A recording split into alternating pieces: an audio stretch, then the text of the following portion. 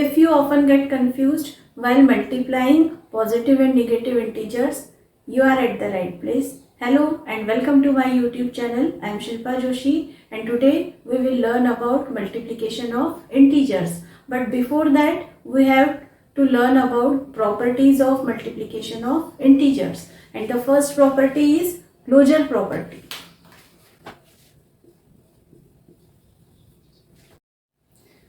As per the closure property, if we multiply two integers, the product is also an integer.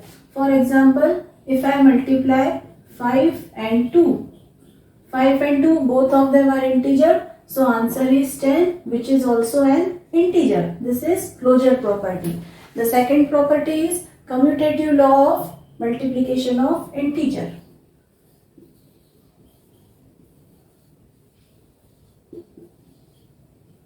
If I am multiplying two integers, the position of integer doesn't matter. For example, if I am multiplying 3 and 2,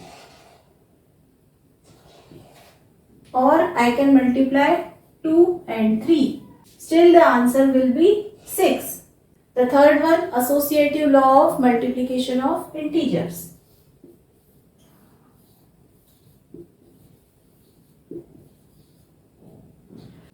If I want to multiply three integers, let's take an example. If I am multiplying A, B and C, I can multiply A and B first and put them into a bracket, and then I can multiply it with C. Or I can multiply B and C first and put them into a bracket, and then I can multiply them with A.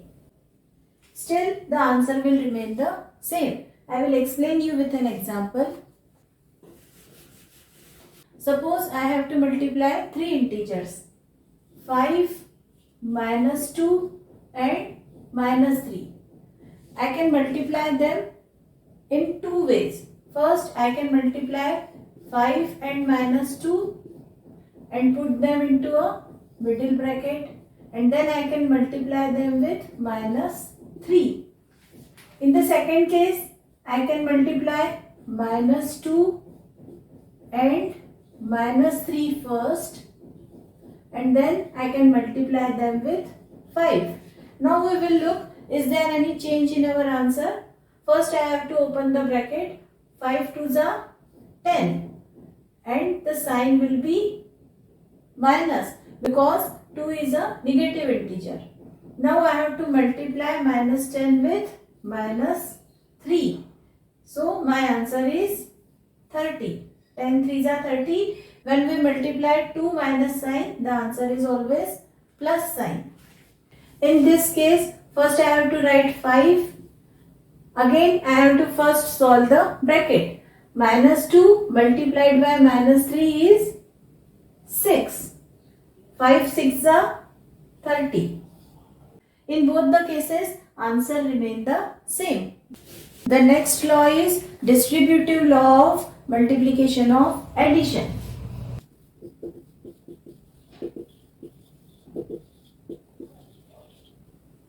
In this law, again we are having three integers, A, B and C. But this time I am not multiplying all three of them. First, I will add B and C and then I will multiply it with A. For example, A multiplied by bracket B plus C.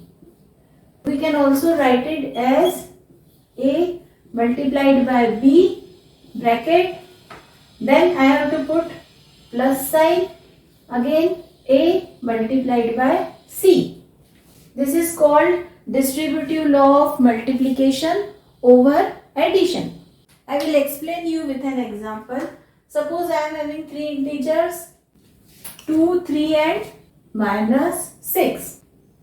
First I will arrange all three integers into this equation.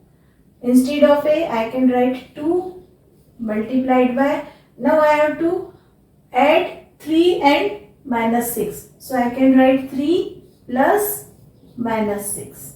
And now I have to put them into a middle bracket. It shows that 2 is getting multiplied by 3, plus 2 is also getting multiplied by minus 6. I can also write this equation in this form as I can write instead of a I can write 2 multiplied by 3 and I put them into a bracket. Then I can multiply 2 with c. Instead of c I can write minus 6 and now I have to put them into a middle bracket. So first we will do this portion. I have to solve this bracket. So I can write 2 multiplied by 3 plus minus 6. So answer will be minus 3. Now I have to multiply 2 and minus 3. The answer is minus 6. In this case, first I have to multiply 2 with 3. 2 3s are 6. Then I have to put an addition sign. Now I have to multiply 2 with minus 6. 2 6s are minus 12. Now I will open the bracket. 6 minus 12. So answer is minus 6. See, in both the cases answer remain the same. This is called distributive law of multiplication over addition. The next property is existence of multiplicative identity.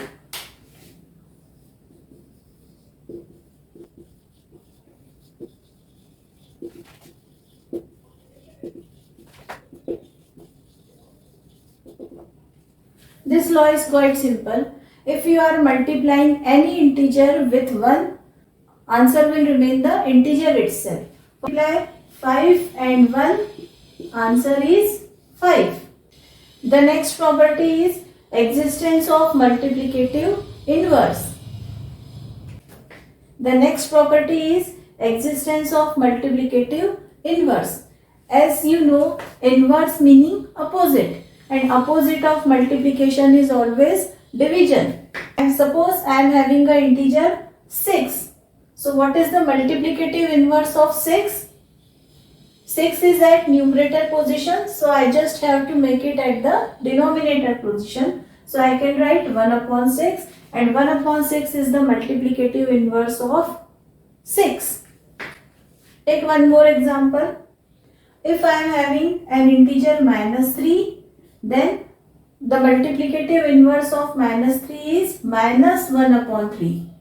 Just look the multiplicative inverse very carefully. You don't have to change the sign. You just have to change the position of the integer. In this case, integer is at numerator position and you just have to make it at the denominator position. But you don't have to change the sign.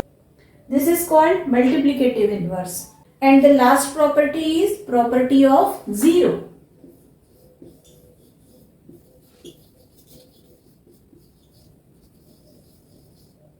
If you multiply any integer with 0, your answer is always a 0. For example, if I multiply minus 7 and a 0, answer is always 0. You can multiply any number with 0, your answer is always a 0. If you like my video, hit the like button and subscribe to my channel. Also press the bell icon for the notification. We will meet in my next video. Till then, goodbye. Keep learning, keep smiling.